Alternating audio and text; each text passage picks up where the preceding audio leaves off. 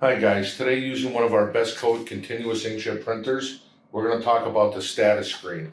And to get to the status screen, we're just going to hit the service button here on the home screen. And then down below you'll see status. So the status screen gives a general overview of the performance of the machine. This screen is most helpful when the jet is running. Right now I don't have the jet running, but some of the things that we can look for here is our viscosity. Right now we're always looking for a target viscosity of 4.5 centipoid, but because we're not running our jet, we're not seeing that.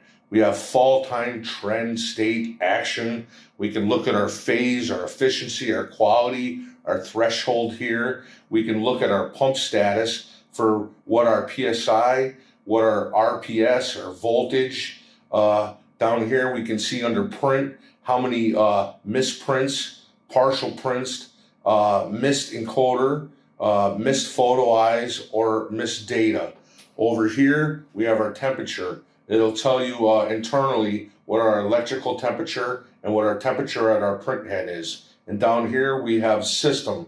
It'll tell you how long your power's on. It'll tell you your runtime. And most importantly, I think, is your filter life.